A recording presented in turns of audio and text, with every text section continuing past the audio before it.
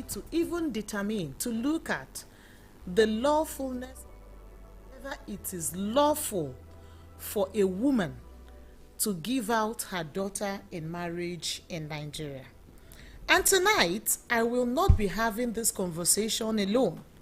I will be joined by an erudite legal practitioner, one of my colleagues, a seasoned lawyer, and when we return from a very short break, I will introduce her to you.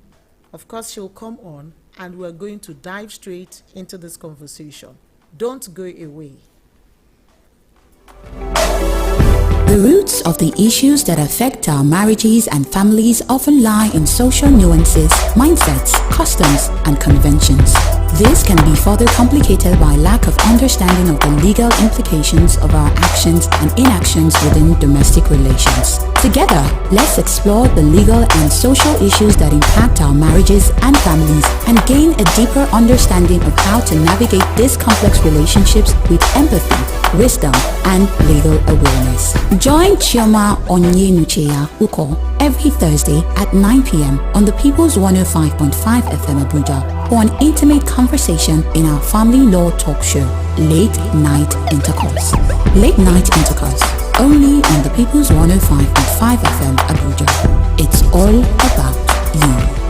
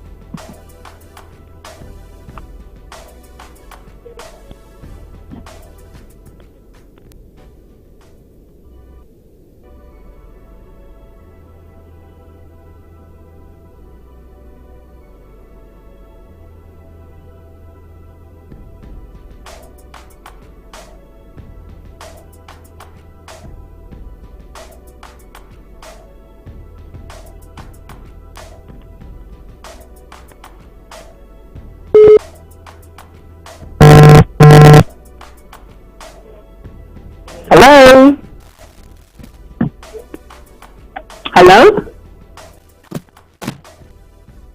Hello? They can't hear me or something. Hello? Hello?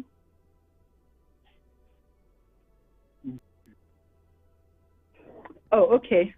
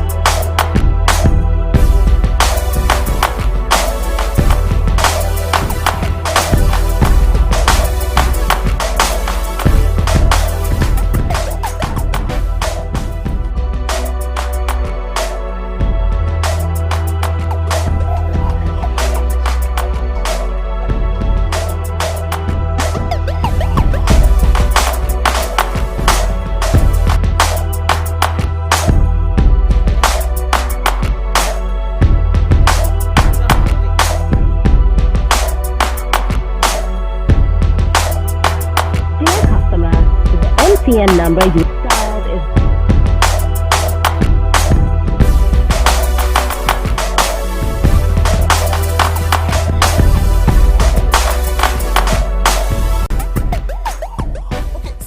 is for those that was a technical hitch we were trying to resolve in the studio. Welcome back to your enlightening family law talk show, Late Night Intercourse, with your host Choma Onyenucheya Uko, the Zest family lawyer. Thank you for your understanding and your patience and for remaining with us. So I have in this, of course, through a call in, I have live with me for tonight's conversation on whether a woman can lawfully give out her daughter in marriage in Nigeria. And discussing that with me tonight is a seasoned private legal practitioner, Mrs. Ogechi Abu. You're welcome to the studio, Mrs. Abu.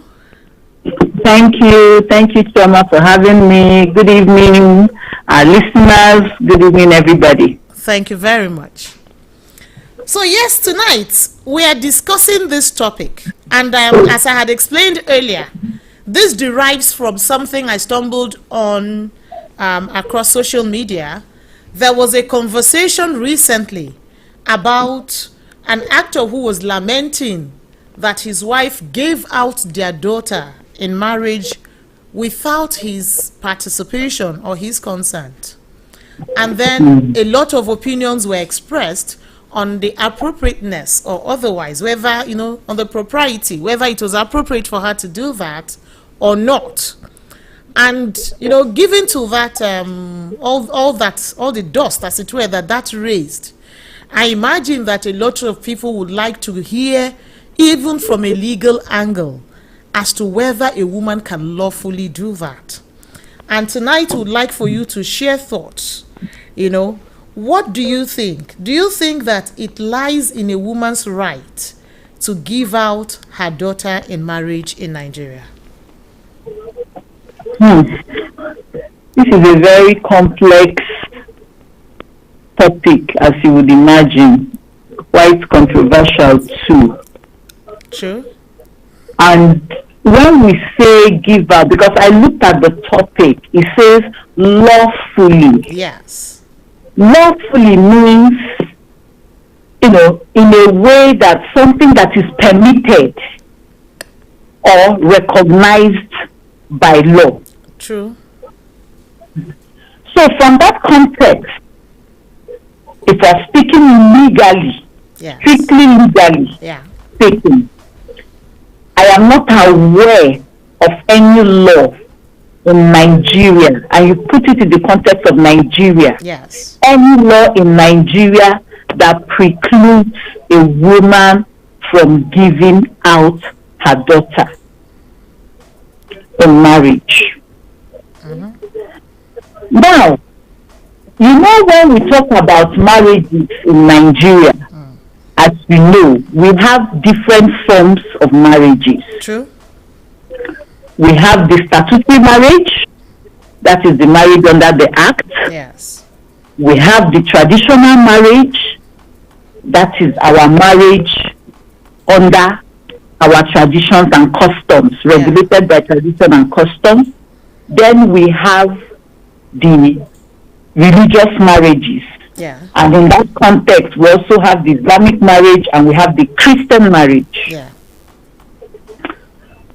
So, in terms of law, broadly speaking, there is no law in Nigeria that precludes a woman from giving out her daughter in marriage. Patriarchy. True. And patriarchy, as we all know, is essentially a social system where the men are in charge. You will see that the husband will call her, she will come out to say, go and bring your daughter. that is essentially all that the woman does in the I'm talking now of the core practice of giving out. I'm not talking about the law least. custom, right? Yes, I'm not talking about the least, because least, the woman would have some portion. In some traditions, there's a portion of it that is dedicated to the woman. But I'm talking about the ceremony of giving out the child. You will find that even when the bride price is negotiated, is discussed, the woman, the mother of the child, is not part of that exercise. Yes.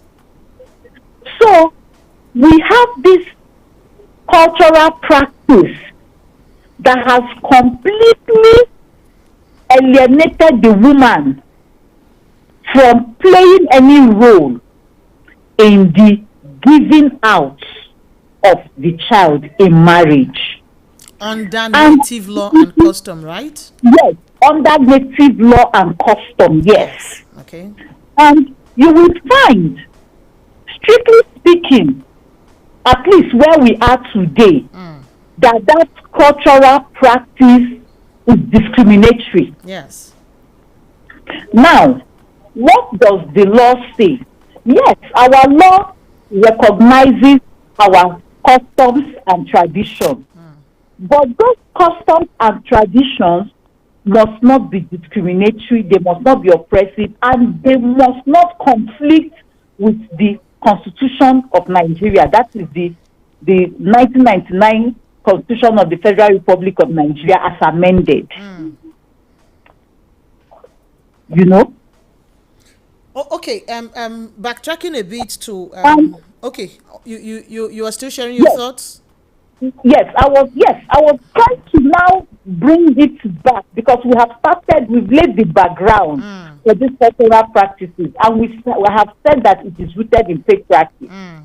Now, you will find that practice, as far as I can see, is discriminatory. Because maybe I would ask you, what do you think is the basis of the exclusion of women in this cultural activities of giving out a woman, a girl in marriage? Okay. What is the basis? If you ask me, I think you have summed it up nicely on predicating it on the patriarchal, culture we have in Nigeria. Yes. And yes, but the patriarchy is rooted in something. There's a philosophy that has given rise to patriarchy. It is that philosophy of the superiority of the male over the female. Exactly, and that is where I was not coming. Which negates the principles of equality as envisioned by the Nigerian Constitution. God bless you. And that's where I was now going to now come down to the Section 42 of the 1999 Constitution. Yes. Which clearly provides that nobody should be discriminated against. Yes. Based on their sex, in this context, gender. Exactly, yes. And a few other parameters. Yes, as you rightly identified, is rooted in the philosophy of superiority of the man over the woman. And I will tell you that the protocol to the African Charter on Human and People's Rights, on the rights of women in Africa, the Maputo Protocol, clearly takes this into consideration. Article 2 of that Maputo Protocol on elimination of discrimination against women places an obligation on the state parties, in this case Nigeria, to take steps to combat all forms of discrimination against women through appropriate legislative, institutional, and other measures. And Section 2 particularly, I will read it out to you, says that state parties shall commit themselves to modify the social and cultural patterns of conduct of women and men, through public education, information, education, and communication strategies with a view to achieving the elimination of harmful cultural and traditional practices and all other practices. This is now the real meat of it. And all other practices which are based on the idea of the inferiority or the superiority of either of the sexes, or on stereotyped roles for men and women.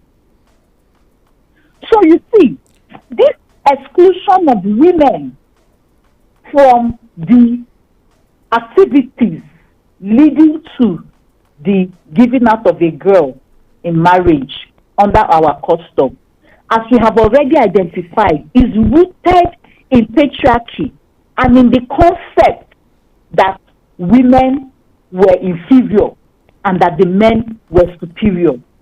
And the stereotype that, oh, this is something for the exclusive reserve of the men to the exclusion of the women. Okay, let me butt in Baishogi. So in your comments about the provisions of the law, both the Nigerian Constitution and international instruments that Nigeria is signatory to, yes, particularly mentioning specifically the Maputo Protocol, yes. Now, the obligation of the state, being the Nigerian state, in ensuring that it does not permit for, or that it makes the necessary enactments and enlightenment to eradicate those discriminatory or subjugative practices.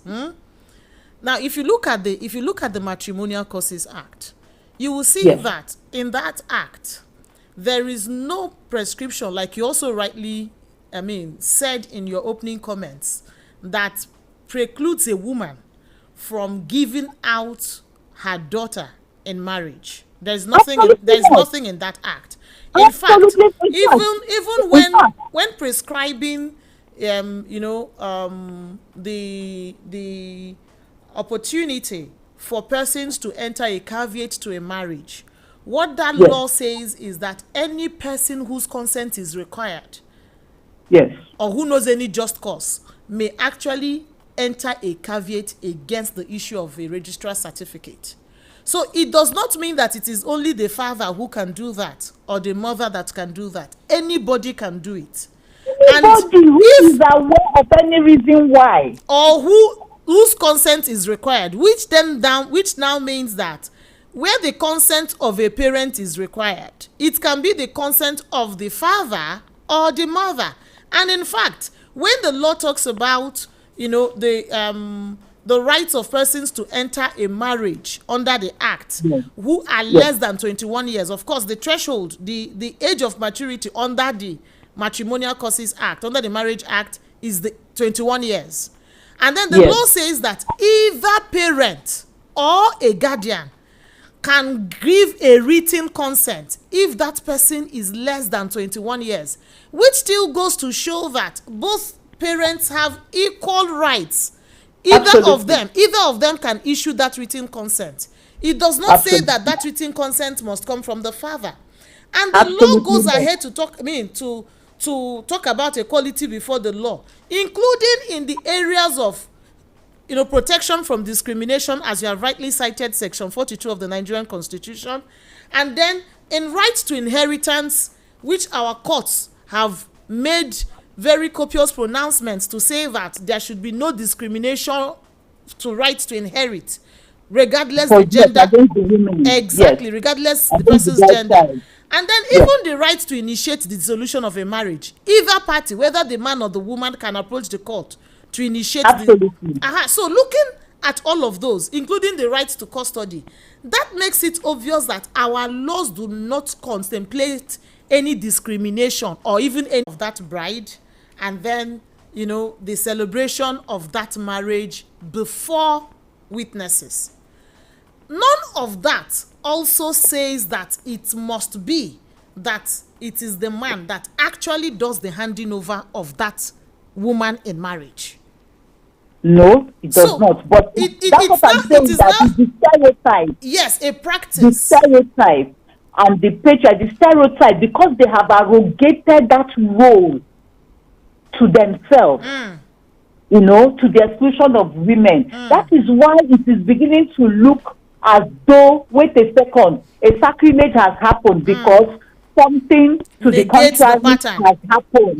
Yes. And even in the context of even the case now, the case at hand that has given rise to all of this outcry, I am not even aware that it was in a traditional context. No, it doesn't happen. Then Yes. we had witnesses a lot of times, maybe our friends. Okay, sorry. Okay, sorry. But Stogie, I need you to hold your thought there. Okay. I'll need to invite our listeners, for those who may have a comment or a question I would like to call in. The number to call will be 091 122 21055. I'll repeat. The number to call to ask a question or share a thought or even an experience is 091 12 22 1055. Now, the angle I'd like for us to address a bit is talking about the dynamism of culture and how, practices change as humans evolve. Do you think that some of the trends we are seeing may also impact on this conversation, particularly in the manner of custody issues, where sometimes the children of a marriage or a union are in the custody of one party without the other party playing an active role? And since this conversation is about women having the right to lawfully give out their daughters in marriage, do you think that the absence of a father in the life of a daughter is one of the things that may give rise to such a situation? Then again, do you also think do you also think that the forgive the choice of the word irresponsibility of some fathers in making necessary provisions for the maintenance and the upkeep of their children may also impact on the willingness of maybe those children to have to have their fathers give them out in marriage, or even of the mothers to invite this absent father, to play this ceremonial role, as it were, in a marriage? How do you think that affects this issue in discuss tonight? Well, I think that it plays a very huge role, And even as we're talking about culture being dynamic, yes, even our society as well, and the way we live is also dynamic. It keeps evolving. True. The way that my generation, I think my generation is Generation X, handled a lot of these things, it appears to be different I from think we have a call, Ma. Can we please take this call and then you continue with your thought? No problem. Hello, good evening. Hello, good evening. I'm Julia calling from Garki area 10. Oh, thank you, Julia. You're welcome to Late Night Intercourse. Please, can we hear your thoughts or your question? I want to share my thoughts on this. Okay. Yes, we should be mindful that this is Nigeria. Yes. This is Africa. Yes. Okay, so we should not conform our standards or our way of life, our cultures, like the Americans, yes, or the Chinese or other people. Yes. You see, every group of people, they have their own way of life, and they have their norms and values. True. So we in Nigeria, you see, most of this law we are talking about, we adopted them. They are not us. These are what we, should I say, borrowed from the Europeans and tried to make them laws in our land. Now, in Nigeria, in Africa, it's a well-known fact that the father plays an important role. That is, your paternal lineage, they play an important role. If these people are taken out, and it means that it's just like soldiers without barracks or soldiers without generals, without a commander.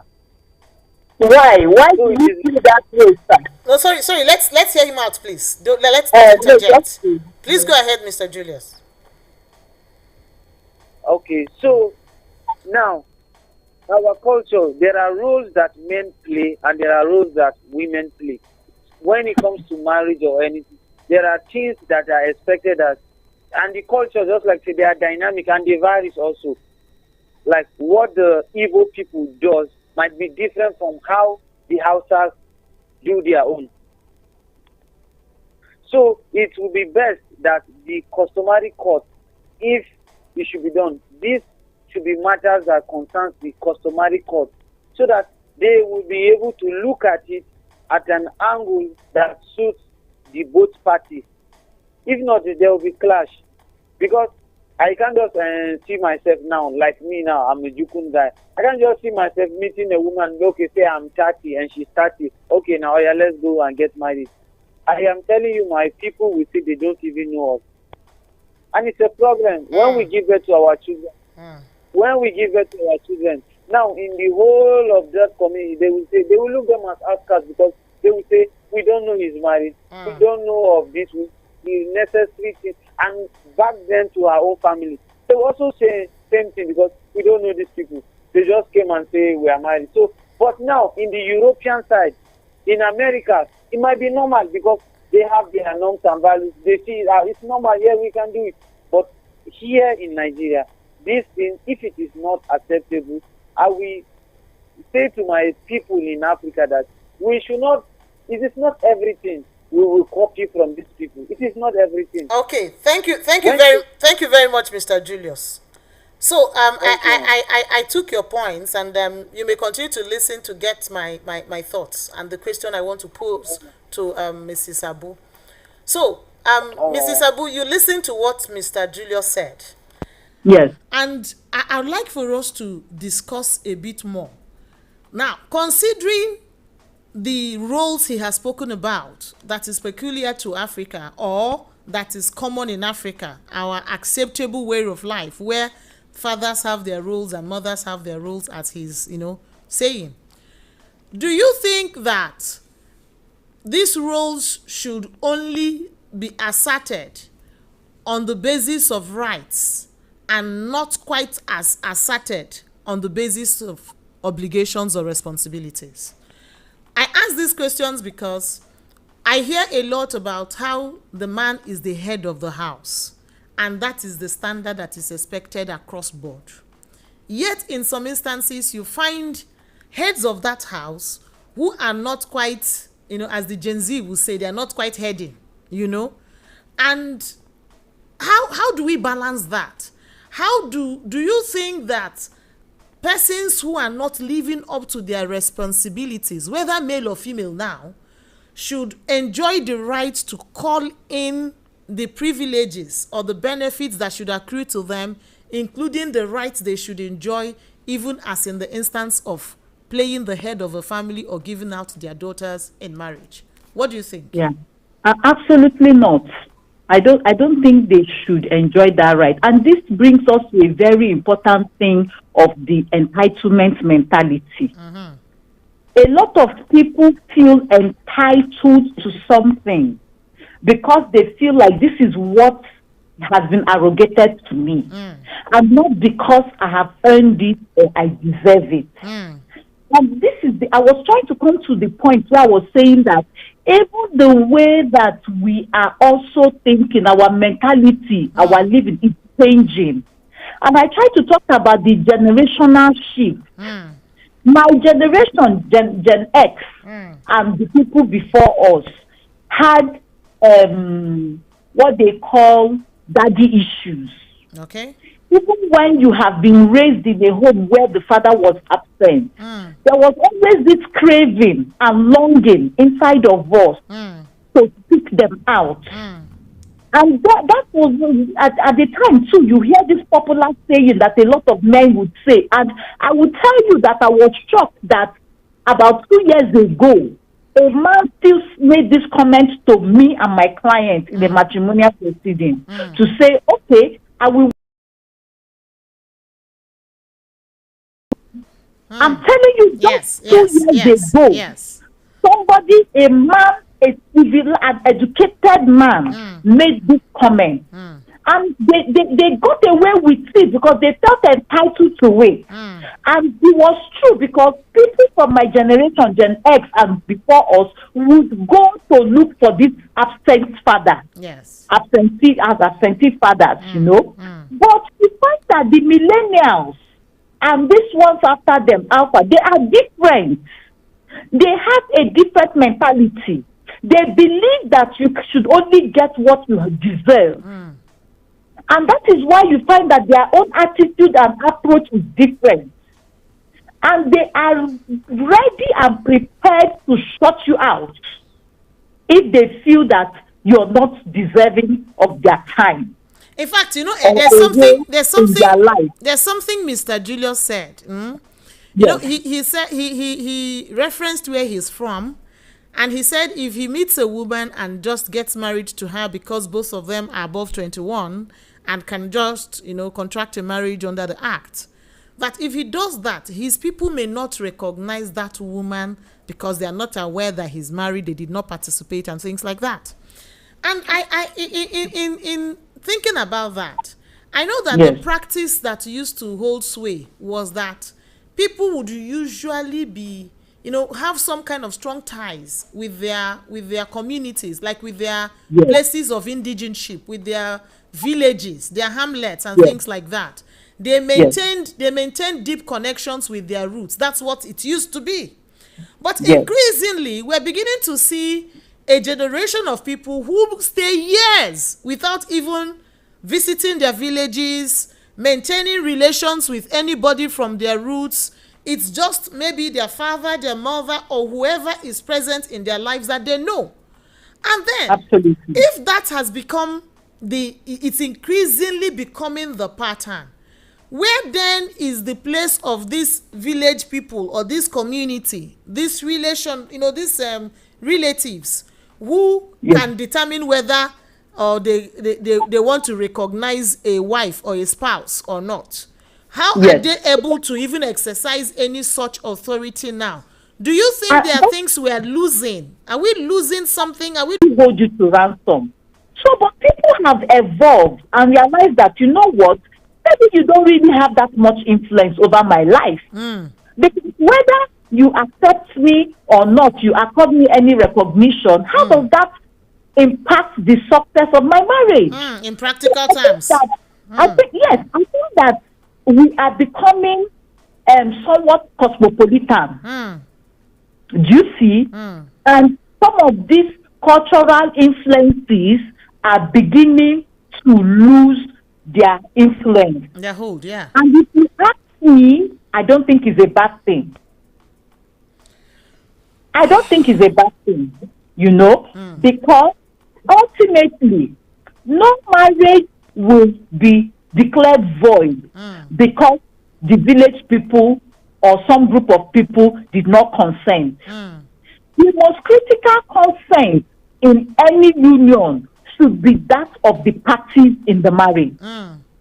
Because even if the entire community were to gather today to say, okay, we consent to this, but a woman or a man is able to show that, look, my consent was not given or that it was obtained by fraud or misrepresentation, then there's a fundamental defect in that union. Okay, I think one of the things our listeners need to also bear in mind is that maybe particular consideration should be given to the kind of marriage parties want to get into, because since for a marriage under the act, it's already clearly stated that nothing precludes either parent from, you know, giving out their child in marriage, since the act does not even contemplate a giving out where the parties are up to 21 years being the age of majority as envisaged by the act. So it then means that there is no role per se for either parent to give out. So nobody can complain that because the father didn't give out the daughter, that marriage under the act becomes invalid. There is no such provision. But when it comes to marriage under native law and custom, We are on agreement that one of the basic elements, the criteria to show that it is a valid marriage, will be that bride price was paid. There was a payment of that bride price to the family of the bride, right?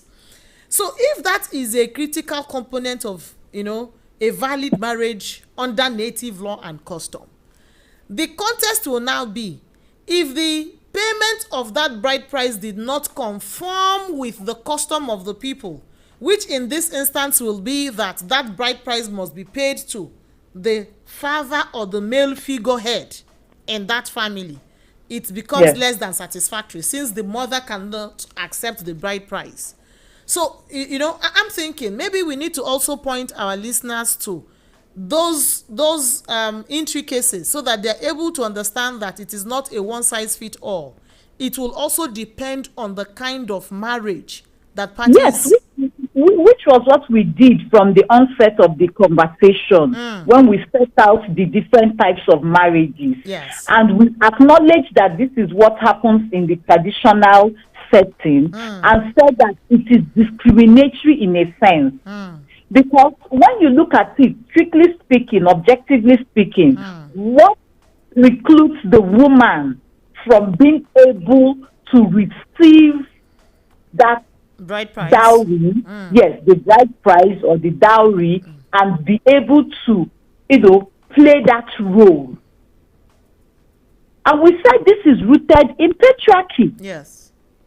So maybe what can happen is that maybe we will very soon, we may have an opportunity where this customary practice may be presented to the court. Yeah, challenge the court. In the court. Yes. Yes, so look, this practice is discriminatory. And the court may be asked to interrogate the practice, and it will be interesting to hear what the court may have to say about it. Yes, and maybe on the principle of repugnancy against natural justice, equity, and good conscience. Yes.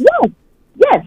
So because there's no reason why, I don't see any reason why a woman should not be allowed to play that role. And then, that is the issue there is also whether a woman can lawfully. So there is also another reality that is gradually gaining grounds in our society. We are beginning to also see some women who, either by choice or circumstance, will opt to have a child by themselves, where either by assisted reproduction or any such other means of conception, they have a child, whether by adoption or by any means. They have a child, and there is no father per se to that child.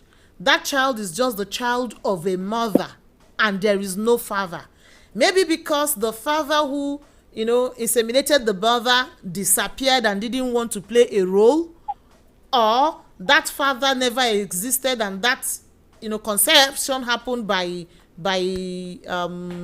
artificial means, insemination. Absolutely. Or the woman has just made a choice to do it alone. Exactly. So considering that is also becoming a thing, and there are women who have children without a father, can it now also be said that for such women, even for marriages under native law and custom, that such women need to go and borrow a father for their children just to satisfy, that discriminatory practice where the bride price... What typically happens in that kind of setting, to the best of my knowledge, the few that I've been involved in, is that, of course, the woman is raising the child as her own, so automatically the child is subsumed into her own family. Yes. So it's never, the issue never really arises. As long as she adopts the child or bears the child, her family is supportive and all of that. The child just grows up in that. You, more often than not, you find that the child is also bearing the mother's maiden name. So the father of the woman is typically more than happy to play the role of a father or any of her male relatives and all of those things. So it's usually not a problem. Even for the male children as well, they are usually accepted and integrated into the family. Yes, but what my question now is, while that is the practice, that is what we usually see. I agree with you. But in a situation where a woman finds herself, being the sole parent to a child, and it is that this child didn't have a father or does not have a father, not, Yes. just she went on that journey alone, the journey of parenthood alone. Now, if she does not have a father herself who steps into that role, or she does not have a brother who steps into that role, and she chooses to proceed in her single parenthood, which she has been on by herself, even at the point of giving out her daughter in marriage, do you think that will now be a good platform, a good pedestal on which some of those customary practices can be interrogated or challenged? Absolutely. Absolutely. I don't see any reason why. If you have been solely responsible for your child, why should you not take the benefit or enjoy the benefit of giving her out in marriage? And this is where we are talking about this entitlement thing. So you will not find that some male relative somewhere who has played no role whatsoever in raising this child, in the life of this child, is now dictating on how this child should be given out in marriage. And sometimes can even be an impediment. Yes. Can begin to set, begin to dictate. Make certain demands, even ridiculous ones. Yes, absolutely. And you see, this is tying back to what we were talking about, that sense of entitlement. You shouldn't be there. And why do you feel entitled? Simply because you are a man. So there's something fundamentally defective with that type of practice, in my humble opinion. Yes. That's my humble view. Wow. Thank you so much, Mrs. Ogechi Abu, seasoned legal practitioner in private practice. It's been a pleasure having you on tonight's episode of the Late Night Intercourse, our enlightening family law talk show on People's 105.5 FM Abuja. I don't know if you have any further thoughts you'd like to share before. Well, the only thing I'd like to say is that I want to encourage our people to keep an open mind, to really begin to understand and embrace the concept of equality of man and woman. To really understand that a woman should not be precluded or prevented from playing any particular role, whether under culture or convention or anything, simply because you are a woman. That's discriminatory, and rooted in patriarchy. And that's where this whole thing of whether a woman should be able to lawfully give out her daughter in marriage comes from. Because if you acknowledge the woman as a parent that she is, the simpliciter, the parent that she is, and should be able to exercise the same rights that the father of the child will exercise. In fact, that they should, even where both parents are available, that they should exercise those rights together, in conjunction. Yes, together. So we really need to begin to really try to unlearn a lot of the things that we do, a lot of our present practices, to understand that it really makes no difference, to my mind, whether it is the man that gives out the girl in marriage or the woman that gives out the girl in marriage. I don't see how that should affect the validity of the marriage, or whether the couple would be happy. So a woman should be able to be free to exercise all her God-given rights, to be all that she can be, including being able to give out her daughter in marriage. So that's my parting word, to say that we need to begin to really relax some of these practices. We need to begin to let go of some of these discriminatory things and allow a woman. We are now in an era of equality, where we are preaching and speaking equality. Yes. That is to say, everybody should be given the same opportunity.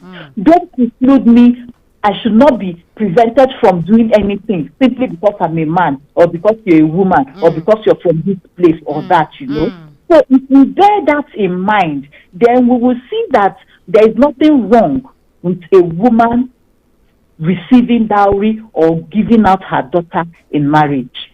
So, in conclusion, I would say that there's nothing preventing a woman from lawfully giving out her daughter in marriage.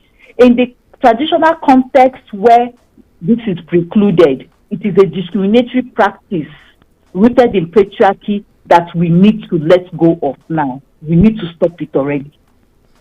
Thank you very much. Thank you very much. It's been a delight having this conversation with you. And to the Thank rest you of for you, having me. thank you, Derry. And to the rest of you, my listeners, my viewers, I think the points are well noted. I'm sure you well understood all that Mrs. Abu has said. And in summary, I think the points to note will be that nothing in our law precludes a mother from giving out her child in marriage. Nothing in our law precludes that. Giving out a child in marriage, giving out a daughter in marriage is not the exclusive preserve of any of the gender. Any parent can give out their child in marriage. And where that marriage is under the act does not even require the role of a parent if the parties are up to 21 years and above. In fact, even where they are less than 21 years, if the parties are a widow and a widower, they can also go ahead and get married without the consent of a parent. So the consent of a parent, and I mean a parent, whether the father or the mother, is only required where the intending bride or groom is below 21 years under the act. And where it is a marriage under native law, the payment of a bride price to invoke legitimacy on that marriage, validity on that marriage. But even that prescription for payment of a bride price is not one ascribed to either of the gender. Yes, our different native laws and custom may demand that it is received by a man or by the male figure in that family, but the jury is out on that as to whether that is a practice that conforms to constitutional provisions. The resolution on this show tonight is that it is a practice that is in conflict with the constitutional provision under Section 42 prohibiting the discrimination against persons on the basis of their gender or any other parameter.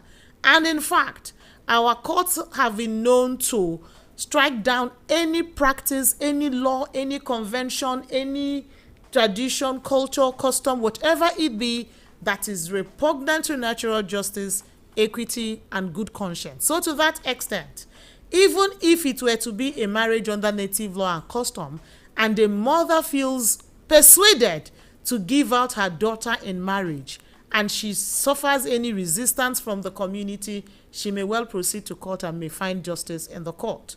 That said, we are for family, we support families, we support a balanced society, we appreciate the roles of men and women in consonance, working together to ensure that we have a functional and balanced family structure and society at large.